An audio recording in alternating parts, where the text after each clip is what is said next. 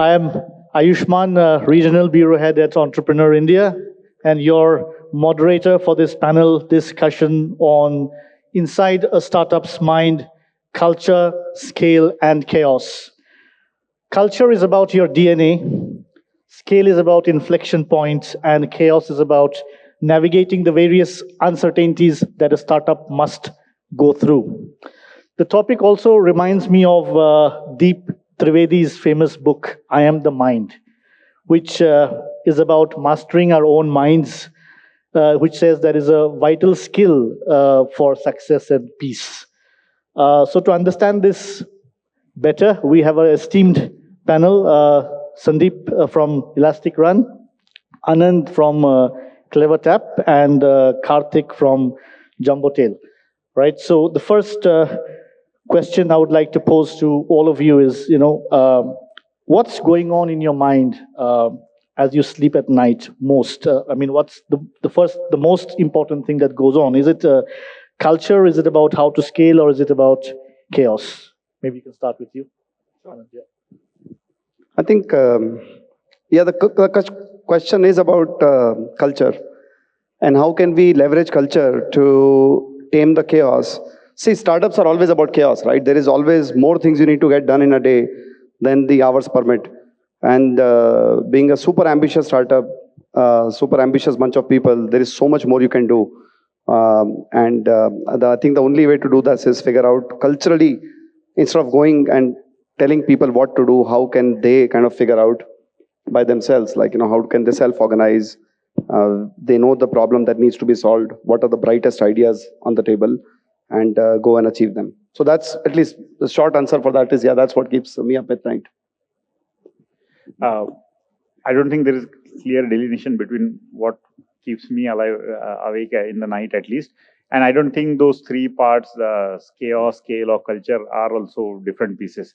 I think culture is the input to the whole thing. It's something that, it's like the capex investment, the infra investment that you make in the company. Chaos is your daily struggle. It's your OPEX, your operations that you keep running. And scale is the outcome of all of that. If you don't do the culture setup right, what you will get at the end of it, either it will not be scalable, or it will be a monster that will eat you back. So if I have to spend my time, I will, if I get 1 month free, I will work on the culture part of it. If I have to solve something for today, I will solve the scalable chaos, and the scale will be the outcome of that. That's what will keep me awake in the night. Thank you, Sandeep.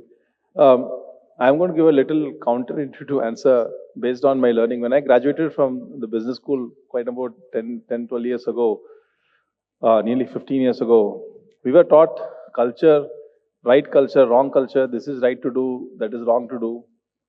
What I have come to realize building Jumbo Tail, there is no right or wrong cultures. It's one of the most counterintuitive learnings that I have had. There are strong and weak cultures.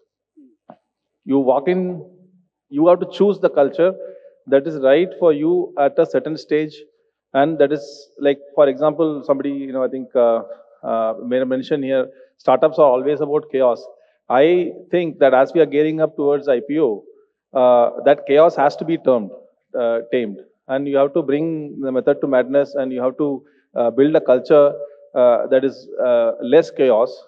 And then, while some parts of your business are always scaling, and there is another insight that I have is, as you grow large, the company of our size today, a national leader in B2B commerce and new retail, we have multiple business lines that are at different gestation periods. Some of them are completely evolved and become ready to go public. Some of them are in the basis of experimentation and product market fit. And you need different cultures within the same company. And you have to hire different kinds of people within the same company. So as I have learned, some of the things that I've embraced is, how do I identify the right culture, right mindset for different parts of the business, and enable them, empower them, so that as a team and the company, we are cohesively creating value for our customers and our shareholders. This is my learning. Sure, thanks. So while the mic is with you, maybe you can only start this time. So what's harder? Like, is it to build a culture from ground up, or is it to preserve the culture as you scale up? So the first thing is, if in a startup, two founders get together, three founders get together, the culture is what those people like Ashish and me, when we started, we enunciated our core values even before our business plan. We actually invested time in enunciating that very clearly. What does it mean?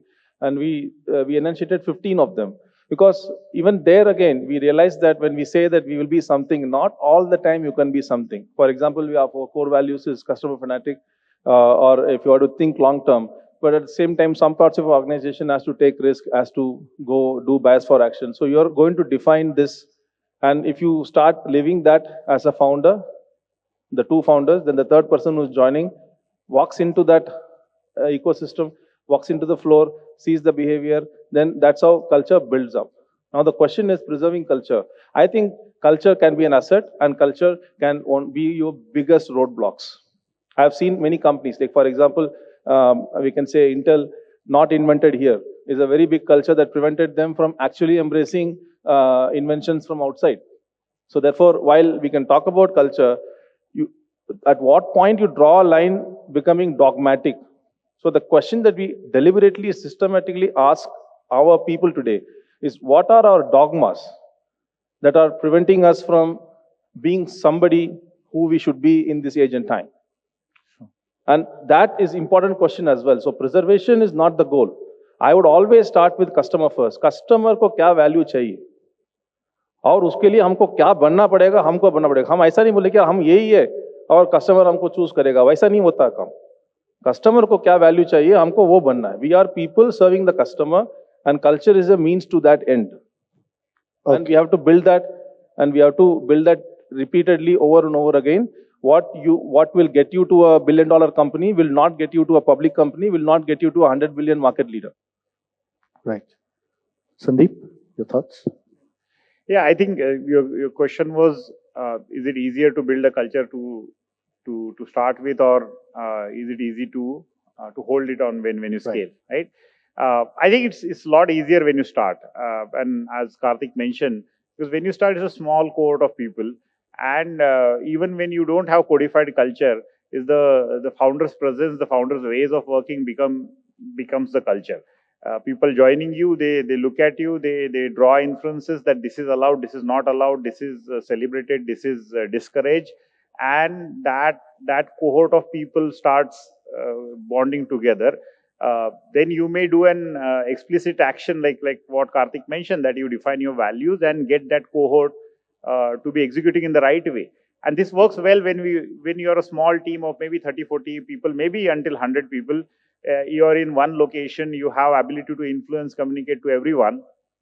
I think the thing starts breaking when you go beyond that number, and I don't know what that right number is, maybe beyond 100, when you don't have time to talk to those individuals one-on-one, or they don't get to see the face time of the founders, or the early days people. I mean, it's like a concentric circle. The culture is very strong at the center, and as you go beyond second, third layer, the culture keeps getting diluted.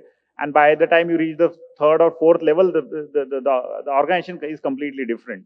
And add to that, we run in 1,000 locations in India. I mean, the person working on the ground has never met me or the founders or anyone in the founding team.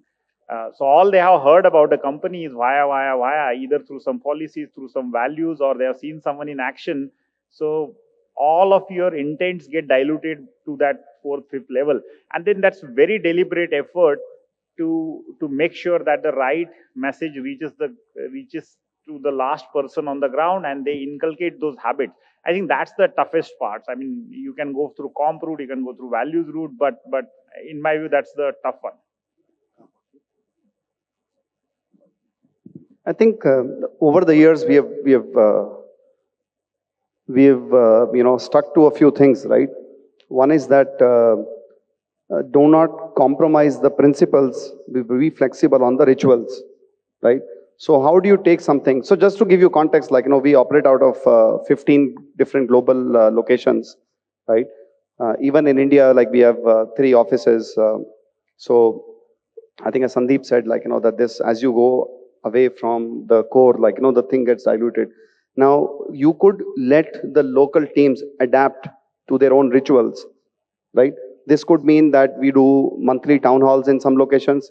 It could mean that you collect like if transparency was a goal, right? You could collect anonymous feedback in some other location. But the principle of, say, for example, being transparent about everything, like that core stays. There is also this thing, running a B2B company, that you get sucked into the client, servicing too much, right? Where the client tries to impose their culture or, how they do things, etc. So, these are certain like things that we consciously watch out on, like, hey, dear customer, like, while we respect you, as a partner and all that, but this is how we are going to do it. These are the things that we're going to use when we are building the product. Now we are building it for you, and customers like you, but this is what the thing we are going to go through. And finally, I think culture, like, scaling, etc., is exactly what you tolerate within the organization and what you don't, like, so there are some things where you can't compromise, and you say this is sacrosanct, like, some tantrums by a high performer, etc., is not going to be tolerated, whether it's in a remote location, whether it's in the core, or wherever it is, right? And all that. So this, I've seen the chaos kind of go across all the stages. How do I make peace with that? On a personal level, like, I fortunate enough to live in Mumbai, which is near the Sayadris. So I go trekking pretty much every weekend. And to me, that's, getting out of the city, getting out of that context of work. Of course, you still continuously think about work as a founder, but at least getting out of the office situation and going on a trek, getting like, 8 to 12 hours of mental peace. And sometimes, you get like an epiphany, over a trek near a waterfall maybe, or a running stream of water, like, you get something like, oh, this is how we should solve it. So that's how I make peace with that. Sandeep? I think chaos is neither good nor bad. I think you need just the right amount of chaos in the organization at every time. When you start, I think chaos is the energy. If you tame chaos, you'll not be able to hustle, you'll not be able to deliver, at least in the formula that we use. So chaos in the early days was very, very good. As you mature, as the team grows, business grows, you need formal structure, you need to tone the chaos down. But again, you can't stop chaos. If you stop chaos, then you'll then you'll lose the speed. Is the control chaos in that grown organization is what keeps the energy alive. That we have the hustle, we can turn around things in a day's time, we can huddle overnight and fix things, and still have all of our OKRs and MBRs and monthly structures. So it's as I said, it could be uncontrolled chaos is bad at every level, but controlled chaos, in my view, is needed at every level, and we have to decide what percentage of work will get done through chaos and how much will be organized. Sure. See, I'm a father of 2 children. I've learned this from parenting. I think that problems or chaos, there is a law of conservation of chaos. When I saw my, when my wife was pregnant, there was a different kind of tension and problems. And then when the baby was born, very different. And then 6 months later, we started crawling different problems. And then 2 years में कुछ और ही problem है. अभी teenager हो गया, कुछ और ही problem है. The problems never go away. The problems just mute and transform themselves from one state to another state, and that set of problems, and that actually keeps you going. Sometimes it gives you purpose also to exist, and you are able to do that. So therefore, whether we like it or not, if in any growing system, the entropy will only increase. This is second law of thermodynamics, right? So I don't think there is any change to that physics law. What, as an organization, we think is that whatever chaos that we are able to anticipate and not improvise, and we are able to put in together the process to anticipate, and we should be able to not react but respond, that will become a competitive edge. But chaos itself, the question of whether there will be more chaos later, I would always argue that some parts of your business should see less chaos, but simultaneously a new growth engine will come, a new business line will come, a new geography will get opened up, there will be more chaos. I don't know honestly how is he managing. I told him 1,000 places, and I don't know how 1,000 places mein business manage kar raha, elastic run, and Sandeep, hats off to you. Right? How he's managing that chaos is very, very different. Plus on a maybe a multi-country business that CleverTap is managing, how they are managing is a very different set of chaos. In my view, organizations' competitive advantage is to manage chaos at all stages, and chaos will be there in every stage. So expectation ki chaos kam hoga, that will be a misplaced expectation. वो कभी होने वाला नहीं है. Thanks. Absolutely right in that.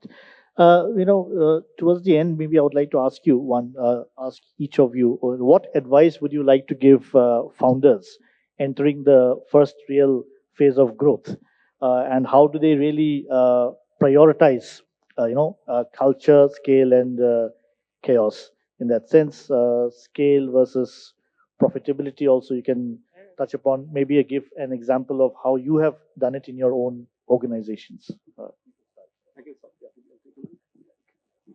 How do you balance chaos, scale, and profitability? This is the ultimate question.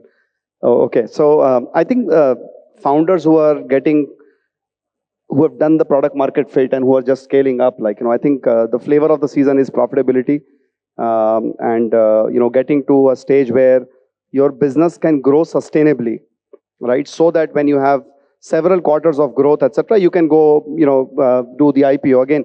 The Indian market has opened up. There is a lot of companies IPOing, all the new age companies, and it's a welcome sign for even companies like us, who aspire to go and do this. So companies who are scaling up, I think keep an eye on the EBITDA margins, keep an eye on cash flow, and ultimately you have to become profitable. Gone are the days where you can continuously be a loss-making entity and still be welcomed by investors. So that's number one. Chaos, I think Karthik said that controlled chaos, or maybe Sandeep said that, how do you control the chaos? It will be there in all stages. I don't think so that there is going away from that, right? Trying to align the team on the vision, right? And then playing it out every day through your actions is how you kind of tame the chaos, right? Making sure that people still remember why we exist and what are we doing and why is the customer first, right? And we are building for the customer and we work backwards from there.